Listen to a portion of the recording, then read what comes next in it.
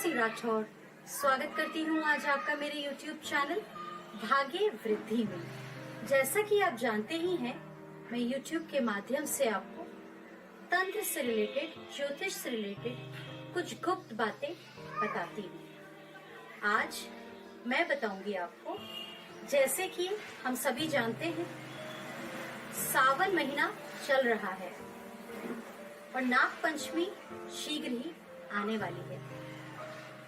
नाग पंचमी पे हम नागों को पूजते हैं, नागों का पूजन करते हैं। हमारे शास्त्रों में 10 पौराणिक नाग बताए गए हैं। अगर इन 10 पौराणिक नागों का पूजन करते हैं तो जो समस्त पाप आपने अपने जीवन काल में इकट्ठे किए हुए हैं या आपके जीवन में मुश्किलें आ रही हैं, उन पापों की वजह से जो आपने पिछले जन्मों में किए हैं, तो मैं आज उन्हीं 10 पौराणिक नागों के बारे में आपको बताऊंगी और क्या करना चाहिए कि उनकी आपको कृपा प्राप्ति हो सके।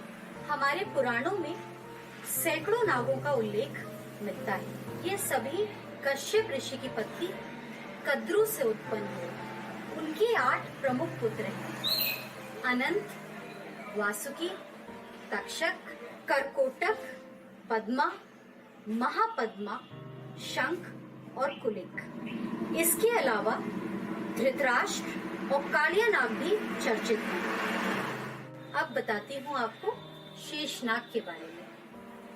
जैसा कि हम सभी जानते हैं, भगवान विष्णु शेषनाग के ऊपर विराजे हुए हैं और हमारी पूरी पृथ्वी शेषनाग जी पर टिकी हुई है। और महाभारत काल में जो कृष्ण जी के भाई थे बलराम जी, वो भी शेषनाग के ही अवतार थे। शेषनाग जी जो हैं, वो भगवान विष्णु के सेवक शेषनाग के सहस्त्र फन पर धरती टिकी हुई है। अब वासुकी जी की बात करते हैं, जो भगवान शिव के भक्त हैं। उन्हें हम वासुकी जी के नाम से जानते हैं। समुद्र मंथन के दौरान मंदराचल पर्वत को मथनी तथा वासुकी को ही नेति यानी कि रस्सी बनाया गया था। त्रिपुरा दाह के समय वे शिव के धनुष की डोर भी बने थे।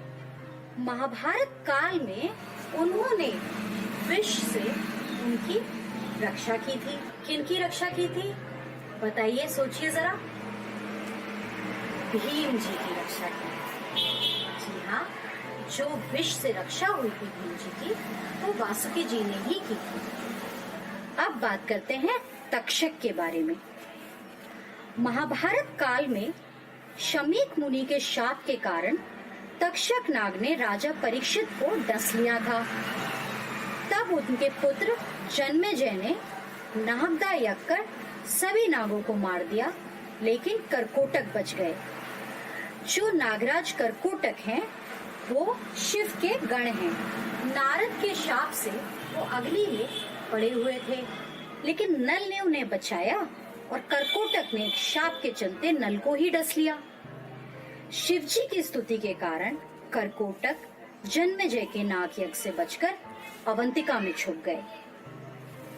अब बताती हूँ आपको नागराज पद्म के बारे में।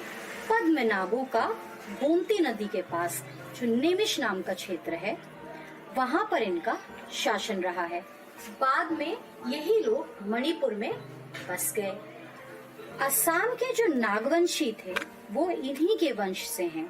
अब बताती हूँ आपको महापद्मा के बारे में। महापद्मा विष्णु पुराण में सर्प के विभिन्न कुलों में महापद्मा का नाम भी आया है। पद्मा और महापद्मा नाग कुल में विशेष प्रीति थी। अब बात करते हैं शंख की। जो शंख नाग है, वह नागों के 8 मुख्य कुलों में से एक है। शंख नाग पर धारियां होती हैं। ये जो प्रजाति है, ये थोड़ी भिन्न है। ये जाति अन्य नाग जातियों की अपेक्षा अधिक बुद्धिमान भी मानी जाती है। अब बताती हूँ कुलिक के बारे में। कुलिक नाग जाति नागों में ब्राह्मण कुल की मानी जाती हैं, जिसमें अनंत भी आते हैं। ये अन्य नागों की भांति कश्यप ऋषि के पुत्र थे, लेकिन इनका संबंध सीधे ब्रह्मा जी से भी माना जाता है। अब बताती हूँ धृतराष्ट्र नाग के बारे में।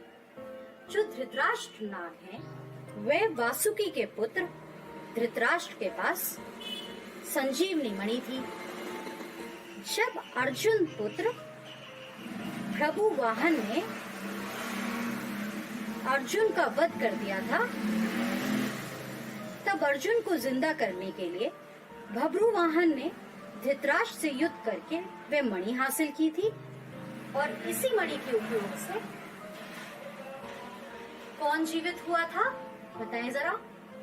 अर्जुन पुनर्जीवित हुए थे। अब कालिया नाग के बारे में बात करते हैं।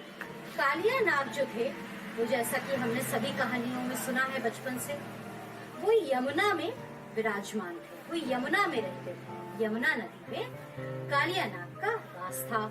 उसके जहर से यमुना नदी का पानी भी जहरीला हो गया था। श्री कृष्ण ने जब ये देखा तो उनका कालिया नाग के साथ भयंकर युद्ध हुआ।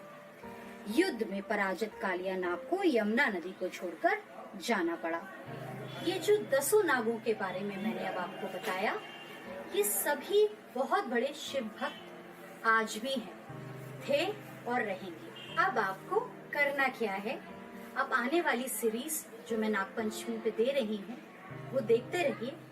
उन सीरीज में मैं काफी बातें बताऊंगी, इन नागों से जुड़ी हुई भी, आपकी कुंडली, आपकी राशियों से जुड़ी हुई भी।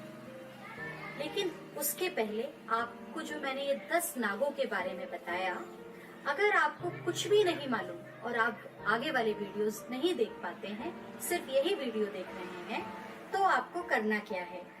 आपको पूजा पाठ भी बहुत डिटेल में नहीं आता, कोई बात नहीं। आप और आपके जितने भी परिवार के सदस्य हैं, वो बस फूल ले लें, 10-11 फूल आप ले लें, और उन फूलों का नाम लेके, या बेलपत्र ले लें आप, और बस आपको वो नाम बोलना है उन नाग का, और नमः कह के शिव जी पर चढ़ा देना है। इतना छोटा सा प्रोसेस है, इतना छोटा सा उपाय है, पर ये पूर्ण ताकत रखता है कि जो भी पाप आपके जीवन में अर्जित हैं, वो पूर्ण रूप से समाप्त हो जाए। आशा करती हूँ आज का टॉपिक आपको पसंद आया होगा।